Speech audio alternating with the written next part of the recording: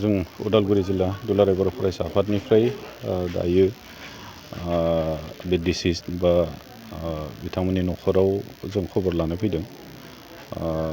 बिथांमोना दासिमबो मोनफैयाखै, न'सिम लाबोनो हायाखै। पस्टमर्टेमनि थाखाय दा एसे लाहार फाहार खालामबाय थानाय जादों होननानै बिफानिफ्राय खबर मोनदों।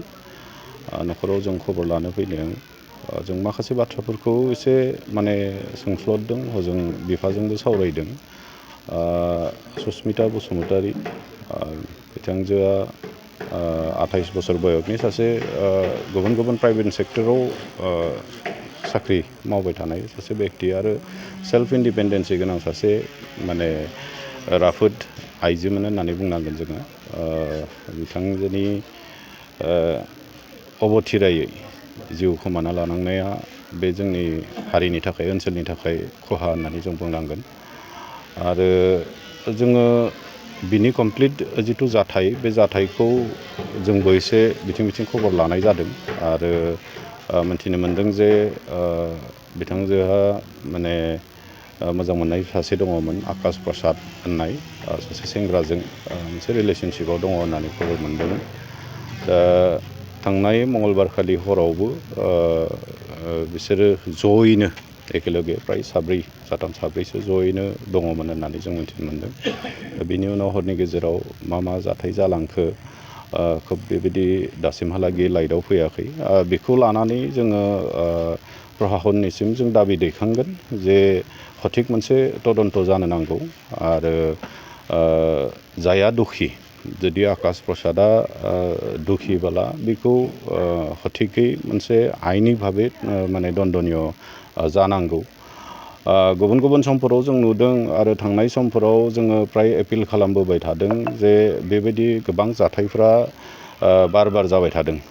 दिनै आसाम बा नर्थ इस्टनि गोबांथार माने लाइमोनफ्रा गुबुन गुबुन स्टेटफोराव थांनानै बेबायदि जाथायनि सम्मुखीन जानो गोनां जानाय जाथायफोरखौ जों मोनबोबाय थादों आरो बेखौ लानानै जों बयबो बिराद सजाग।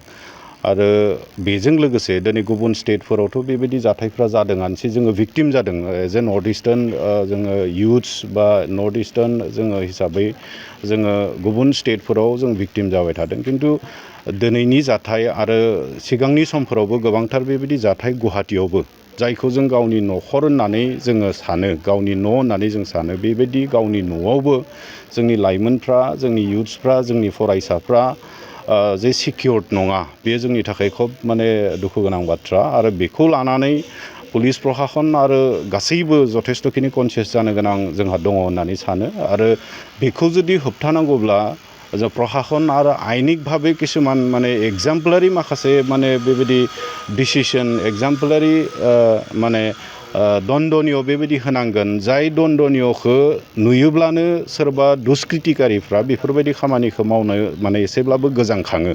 बेबायदि मोनसे एग्जामपोलारि माने दन्दनीय बे दुखिफोरखौ जिथिया होगोन, होमबाना निस्सय एसेब्लाबो बेबायदि जाथायफ्रा जानायनिफ्राय माने एसे खमायलांगोन, जों बेखौ सानो। दा नैबे सुस्मिता बसुमतारीनि बेलायाव जों दुलाराय बर' फरायसा आफाद हिसाबै न'खरजों आरो बिथांजों जों हदाय सम दोङो लोगोसे। आरो बिथांनि सঠিक तदन्त आरो दुखिखौ जोङो आकाश प्रसादखौ हमबाय होननानै, मैयानो हमबाय होननानै जों मिथिनो मोनदों। दा लकआपआव दङ होनना जों खबर मोनदों। दा बेखौ ओरैनो जाहाथे एंगारा, मोजां मोनसे तदन्त खालामनानै बे दुखिखौ, बिथांखौ माने आइनि भाबै दन्दनीय होनांगौ। जिबायदि माने आइननि भाबै माने बिथाङा दन्दनीय मोननो गोनां बेखौ थिगै मोननांगौ। जों बेनि थाखाय प्रशासन आरो आयेन बिभागखौ जोङो दाबि दैखाङो।